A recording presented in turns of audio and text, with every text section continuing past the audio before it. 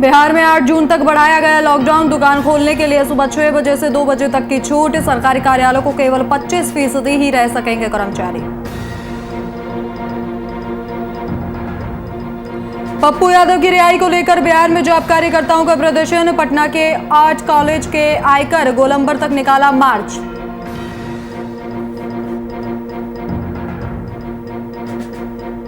Corona काल में बिहार की जनता लापरवाह। मोतिहारी में एसएफसी गोदाम में मिला कोरोना पॉजिटिव, फिर भी कर्मचारियों के बीच मास्क और सैनिटाइजर का इस्तेमाल नदारद। और मुजफ्फरपुर में लगातार बारिश से बागमती का बढ़ा जलस्तर। बाढ़ के पानी में डूबा रजुआ का रास्ता, स्थानीय लोग परेशान। नमस्कार, आप देख रहे हैं वीआईपी न्यूज और मैं हूं आपके साथ राखी लांबा। बिहार में कोरोना संक्रमण को देखते हुए लॉकडाउन को 8 जून तक के लिए बढ़ा दिया गया है। इसी के साथ मुख्यमंत्री नीतीश कुमार ने खुद ट्वीट कर इसकी जानकारी दी। वहीं बीजेपी प्रवक्ता अरविंद सिंह ने मुख्यमंत्री नीतीश कुमार को बधाई देते हुए कहा कि इसमें व्यापारियों का भी खास ख्याल रखा जाएगा। बिहार में लॉकडाउन को बढ़ाना ये बहुत ही मुख्यमंत्री जी का अच्छा निर्णय है, इसका स्वागत करता हूं। व्यापारियों का भी ध्यान उन्होंने रखा है और कोरोना के संक्रमण पर हम धीरे धीरे विजय प्राप्त कर रहे हैं और उसको पूर्ण रूप से हमको विजय प्राप्त करने के लिए उन्होंने लॉकडाउन को जो बढ़ाया है, बिहार के माननीय मुख्यमंत्री जी, उनको आप बहुत बहुत हमारे तरफ से।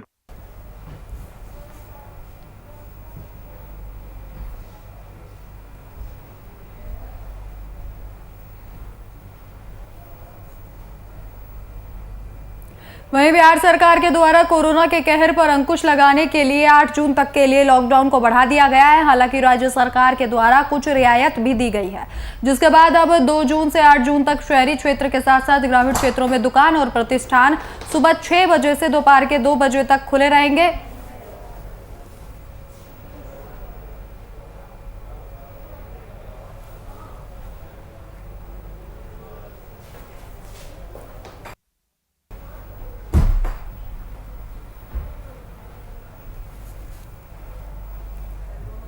में स्टैगरिंग करके व्यावसायिक प्रतिष्ठान खुलने हैं, तो वो हम लोग डिटेल आदेश आज शाम तक निकाल देंगे। 2 तारीख से इस जो नए आदेश का है वो अनुपालन होना है, तो उसकी सारी प्रक्रिया, उसका आदेश ड्राफ्टिंग स्टार्ट हो गया। शाम तक हम लोग अवेलेबल करा देंगे। बस इसमें लोगों से ये अपील होगी कि भीड़ भाड़ से ना बचें। अभी हम लोगों के ज़िले में काफ़ी कम केस आ रहे हैं, 50 से भी कम केस। कल आप देखेंगे तो 20 से भी कम केस हम लोगों के ज़िले में आए हैं।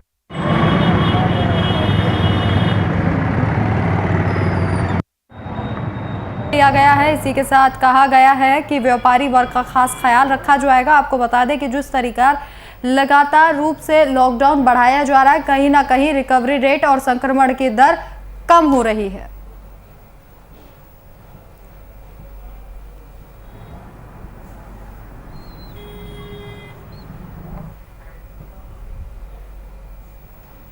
वहीं मुख्यमंत्री नीतीश कुमार ने संबंधित अधिकारियों के साथ वीडियो कॉन्फ्रेंसिंग के जरिए चर्चा कर आगामी 8 जून तक लॉकडाउन को जारी रखने का फैसला लिया है। वहीं लॉकडाउन को लेकर सीएम नीतीश ने जिलाधिकारियों के साथ लॉकडाउन का सख्ती से पालन कराने के आदेश दिए हैं। और सीएम से हुई बैठक के बाद पटना के डीएम डॉक्टर चंद्रशेखर सिंह ने मीडिया से बातचीत करते हुए बताया कि पटना में दुकानों को खोले जाने का टाइम टेबल साझा किया गया है। को 8 जून तक बढ़ा दिया गया है और इसमें कुछ छूट दी गई है, विशेषकर दुकानों को खुलने के लिए। जैसे पहले 6 बजे से 10 बजे तक ही कुछ ज़रूरी दुकानें खुल रही थी, अब वो 6 बजे से 2 बजे दिन तक खुल सकती हैं। और दूसरा ये है कि पहले सिर्फ ज़रूरी दुकानें ही खुल रही थी, जो बहुत ज़रूरी थी, लेकिन अब सभी प्रकार की दुकानें खुलेंगी। अंतर बस ये है कि उनको हम लोग अल्टरनेट डे पर खोलेंगे। अल्टरनेट डे पर खोलने का आदेश प्राप्त हुआ है। अवधि को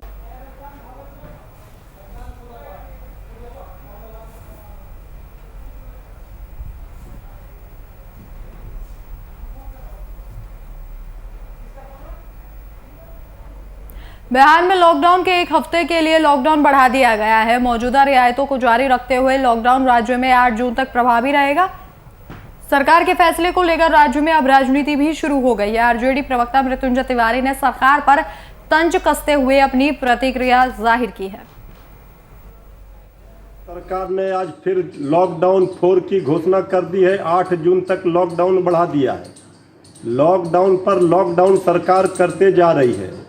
इस सरकार को किसी विशेषज्ञों की राय लेनी चाहिए, सभी विपक्षी दलों की राय लेनी चाहिए।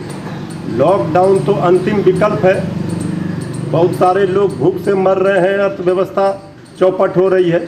सरकार को हर पहलू पर विचार करना चाहिए। जान है तो जहान है, ये बात तो ठीक है, लेकिन सरकार सिर्फ लॉकडाउन के ही भरोसे है। बाकी सरकार क्या उपाय कर रही है कोरोना संक्रमण को रोकने के लिए? वैक्सीनेशन का कार्य भी नहीं हो पा रहा है ठीक से। जिस गति से वैक्सीनेशन का कार्य होना चाहिए वो नहीं।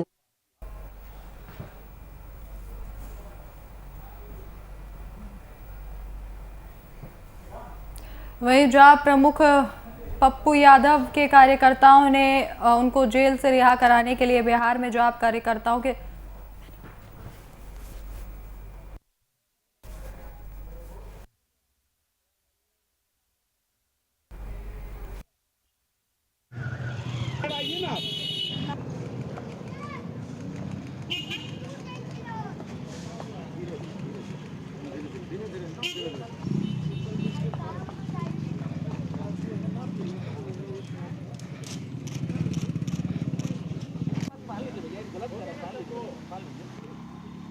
आप क्यों नहीं बांध रहे हो भाई साहब?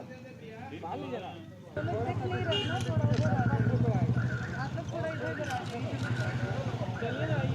क्या है, आपको बता दें कि जिस तरीके से लगातार कार्यकर्ता यहां पर पप्पू यादव के लिए रिहाई की मांग कर रहे हैं, ऐसे में जो आप कार्यकर्ताओं का विरोध प्रदर्शन देखा गया और आप तस्वीरों में देख सकते हैं किस तरीके से हाथों में पोस्टर लेकर जो आप कार्यकर्ता निकले और उन्होंने लगातार यही मांग की कि पप्पू यादव को जेल से रिहा कर दिया जाए। आपको बता दें कि जिस तरीके से लगातार पप्पू यादव को जेल में रखा गया है, लगातार उनकी रिहाई की मांग की जा रही है।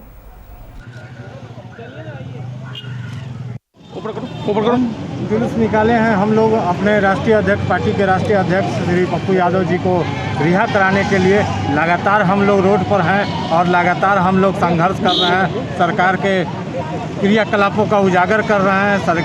ये जुल्मी सरकार के खिलाफ हम लोग लगातार आवाज़ उठा रहे हैं और हमारे पप्पू यादव जी ने भी यही काम किया था कि एम्बुलेंस के बारे में उजागर करने का काम किया था।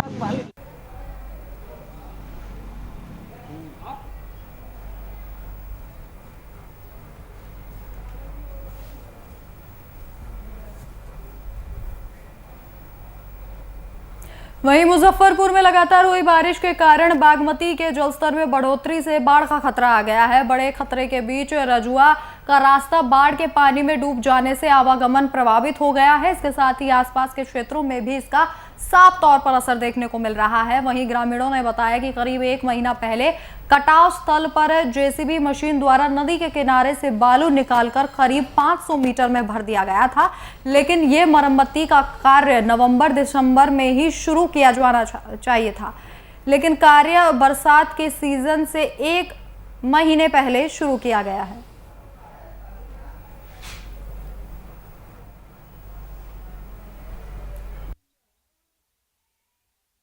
आपको बता दें कि जिस तरीके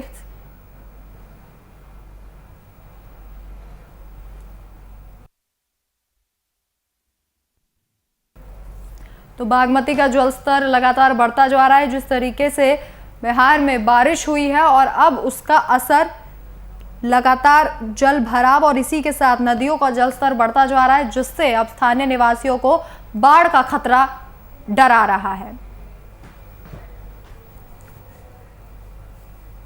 कोरोना संक्रमण काल में बिहार के जनता की लापरवाही देखते बन रही है। सरकार द्वारा संक्रमण से बचाव के तमाम निर्देश दिए जाने के बावजूद लोगों को नियमों को ताक पर रख रहे हैं। बात करें अगर मोतिहारी की, तो बीते दिन एसएफसी गोदाम में बीते दिन एक कर्मचारी के कोरोना संक्रमित पाए जाने के बावजूद मौजूद समय में गोदाम के कर्मचारियों की लापरवाही दिखाई दे रही है। कर्मचारियों के बीच मास्क और सैनिटाइजेशन का इस्तेमाल पूरे तरीके से नदारद दिखाई दिया है।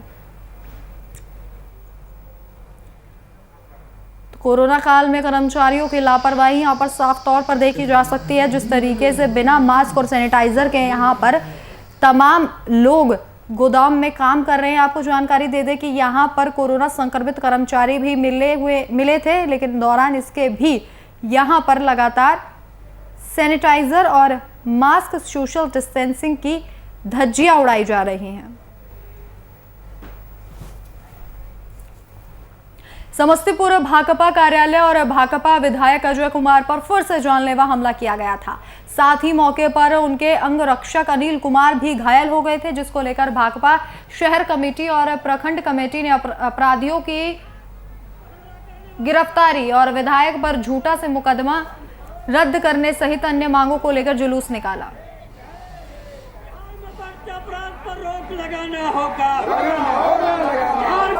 DYFI और CPIM की ओर से नीतीश कुमार के पुतला दहन कल्याणपुर चौक पर किए हैं। पुतला दहन का कारण है जो कल बीते रात विभूतिपुर का विधायक अजय कुमार के ऊपर कातिलाना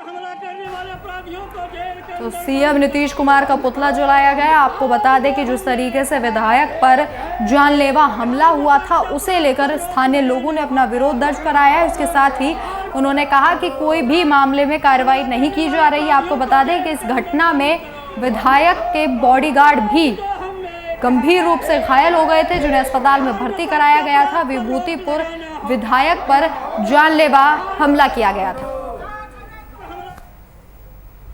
कोरोना को लेकर लोग डरे हुए हैं, बावजूद इसके कोरोना को टीका को लेकर उदासीन बने हुए हैं। ऐसा इसलिए है कि सोशल मीडिया और दूसरे माध्यमों से टीकाकरण को लेकर तमाम तरह की अफवाहें फैलाई गई। ऐसी परिस्थिति में बेगूसराय के जिलाधिकारी ने जिला के स्पेशलिस्ट डॉक्टरों के साथ एक प्रेस वार्ता का आयोजन कर कोरोना को लेकर उठ रहे तमाम सवालों पर विराम लगाने की कोशिश की है। जिला के कारगिल भवन में आयोजित प्रेस वार्ता में डॉक्टरों ने लोगों को ऐसी तमाम अफवाहों से बचकर रहने की सलाह दी है। इस वार्ता में इन लोगों को आमंत्रित किया था और डॉक्टर साहब लोगों का सुझाव है कि गांव में जो जनप्रतिनिधि है वहाँ के लोगों के साथ भी अगर डायरेक्ट भी बात करें तो और प्रभाव पड़ेगा। तो हम लोग अभी इस पर प्लान बनाएंगे।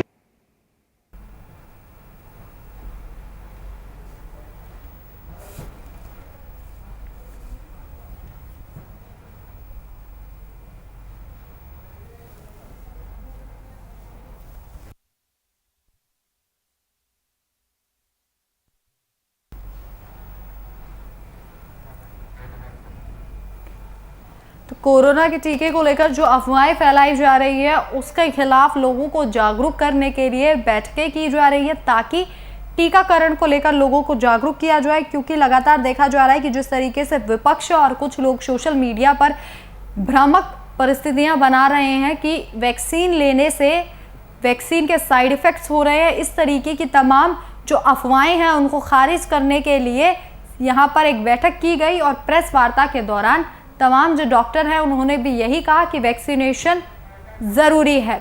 इस खबर पर ज़्यादा जानकारी के लिए हमारे संवाददाता जितेंद्र कुमार फोन लाइन पर मौजूद हैं। जितेंद्र, जिस तरीके से लगातार देखा जा रहा है, चाहे सोशल मीडिया हो या फिर कोई अन्य प्लेटफॉर्म हो, लगातार रूप से विपक्ष भी तरह तरह की भ्रांतियां फैला रहा था। और अब ग्रामीण इलाकों में तो कई ग्रामीण इलाकों में ऐसा माहौल है कि लोग जाँच कराने से भी डर रहे हैं।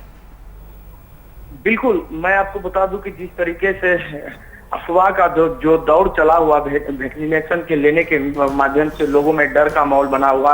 आज जिला प्रशासन जो है, जिला के अधिकारी डीएम राहुल कुमार अरविंद कुमार वर्मा के द्वारा आज पीसी किया गया। उन्होंने साफ तौर से कहा कि अफवाहों पर मत ध्यान दे और लोगों के द्वारा जो जागरूकता अभियान चलाया जा रहा है उस पर विश्वास करें। क्योंकि अगर ऐसे महामारी बीमारी से बचना है तो वैक्सीन का जरूर डोज ले। और जो लोग अफवाह फैला रहे हैं उस अफवाह पे मत ध्यान दे, ताकि लोग ज्यादा से ज्यादा जागरूकता हो और जो टीकाकरण है वो टीकाकरण लिया जाए। इसको लेकर डीएम साफ तौर से कहा कि जो अफवाह फैला रहे हैं उस पर सख्त कार्रवाई भी की जाएगी। जी तमाम जानकारी हमारे साथ साझा करने के लिए जितेंद्र आपका बहुत बहुत शुक्रिया।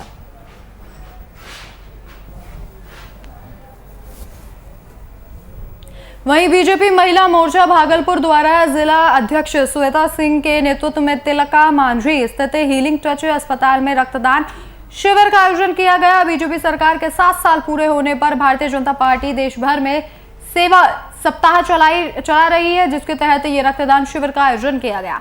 इस शिविर के माध्यम से दर्जन भर से ज्यादा लोगों ने रक्तदान किया है।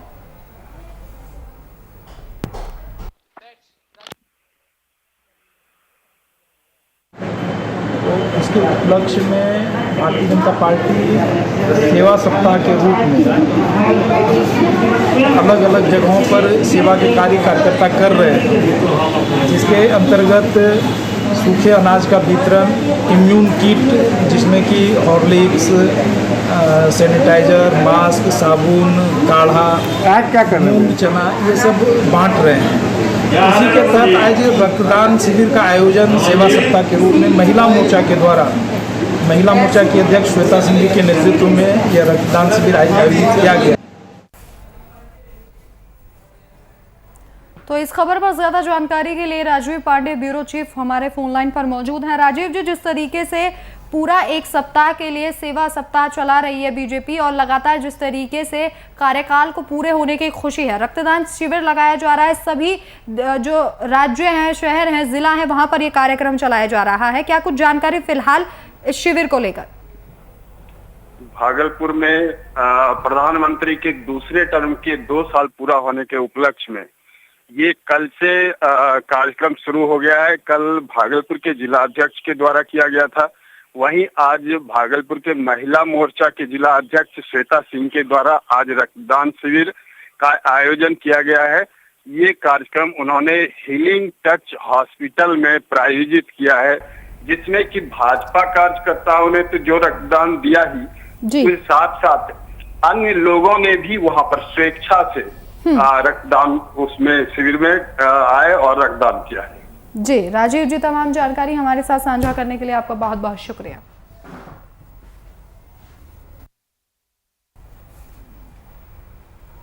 वहीं आरा शहर के कतीरा मोहल्ला स्थित अंबेडकर छात्रावास में छात्र नौजवानों के बीच कोरोना वैक्सीन की अनुपलब्धता के खिलाफ आयशा इनोस के द्वारा राष्ट्रीय प्रतिवाद दिवस मनाया गया। कार्यक्रम में इनकलाबी नौजवान सभा के राष्ट्रीय अध्यक्ष समेत कई लोग शामिल रहे। वहीं सभा को संबोधित करते हुए सभा के राष्ट्रीय अध्यक्ष मनोज मंजिल ने बताया कि देश कोविड महामारी से जूझ रहा है और इसका एकमात्र बचाव टीका है, लेकिन केंद्र सरकार ने वैक्सीन देने से अपने हाथ खड़े कर दिए हैं।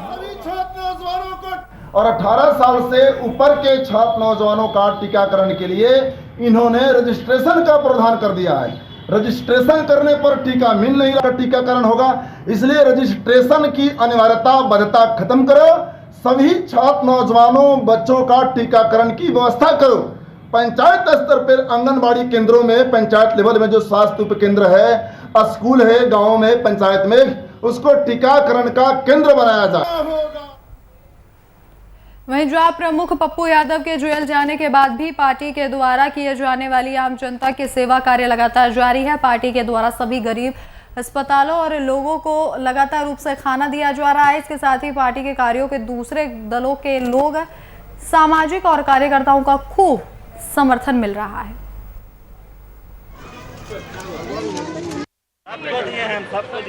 बस हम यही चाहते हैं कि हम भी सर की जैसे, पप्पू यादव की जैसे जनता की सेवा में सेवा करें, और ये जो कार्यक्रम चल रहा है वो अभी हमारी तरफ से कंटिन्यू रहेगा। आपकी भावना कैसे जगी? हमारी भावना सर को देखकर, उनकी ईमानदारी और निस्वार्थ कार्य को देखकर हमारी ये भावना जगी है। क्या लगा? मुझे लगा कि जैसे सर कर रहे हैं जनता के लिए, उन्होंने तो बहुत सारी जगह बहुत लोगों की, बहुत ज़रूरतमंदों लोगों की हमेशा मदद की। तो वहीं देश भर में कोरोना के साथ साथ ब्लैक फंगस भी चुनौती बनती जा रही है। आपको बता दें कि एक ऐसा ही ब्लैक फंगस का मामला नालंदा के सिहोली गांव से सामने आया है, जहां एक व्यक्ति की ब्लैक फंगस से मौत हो गई। वहीं मौत के बाद ग्रामीणों में हड़कंप मच गया है।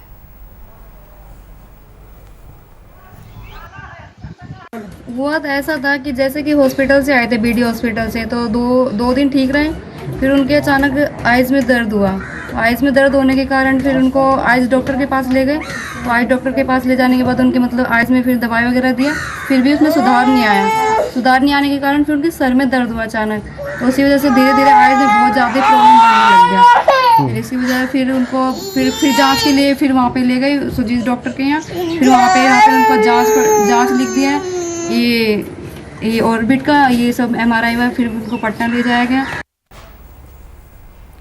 वहीं कोरोना की तीसरी लहर की आशंका को लेकर बालाजी परिवार की ओर से मुजफ्फरपुर में कालीबाड़ी रोड स्थित कार्यालय में ऑक्सीजन सेवा का शुभारंभ किया गया। बालाजी परिवार के अध्यक्ष अमरेंद्र कुमार अमर ने बताया कि दूसरी लहर में होम आइसोलेशन में रहने वालों के लिए ऑक्सीजन की किल्लत की समस्या को लेकर बालाजी परिवार और अर्जी श्याम की सामाजिक संस्था के सहयोग से ऑक्सीजन सेवा का शुभारंभ किया गया है, जिसमें आसान शर्तों के साथ सभी के लिए ऑक्सीजन सिलेंडर की व्यवस्था की गई है। इसके साथ ही संस्था वैक्सीनेशन के लिए भी लोगों को जागरूक कर रही है, जिसके लिए संस्था के द्वारा एक जागरूकता अभियान चलाया गया है।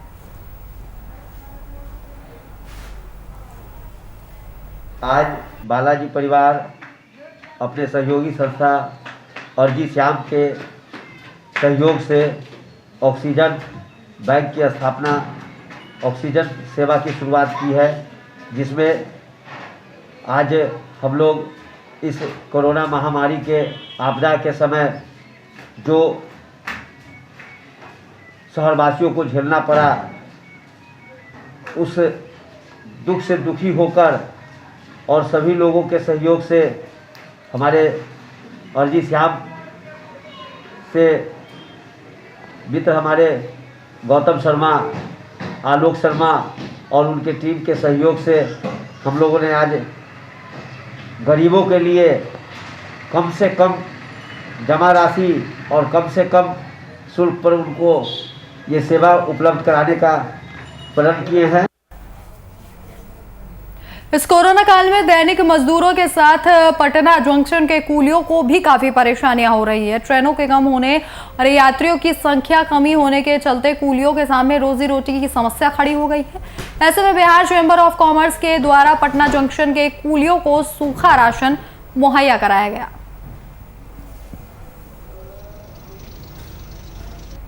Bihar chamber of commerce and industries की तरफ से हम लोग के आज भी राशन का वितरण हुआ। हम आज क्या क्या मिला? आज वही मिला, चावल, आटा, आलू, सत्तू, चूड़ा और मसाला इत्यादि सामान मिला हुआ है।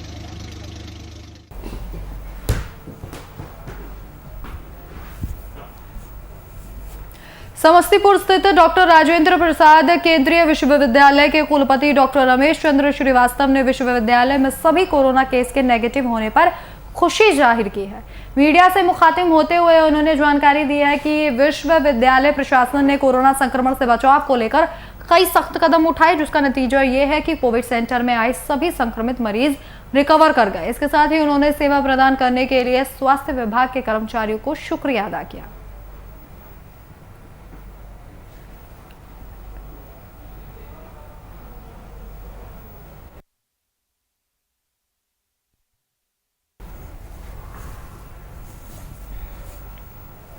एक तो पहले से ही मुजफ्फरपुर में लोग कोरोना की वजह से परेशान थे और अब महंगाई की मार परेशान कर रही है।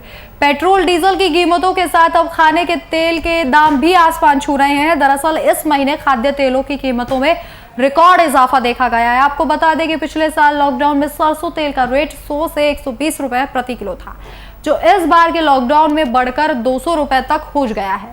माना जा रहा है कि सरसों की जमाखोरी और कम उपज की वजह से दाम बढ़ रहे हैं। सरसों तेल की कीमत इस महीने 1 दशक के उच्चतम स्तर पर पहुंच गई है।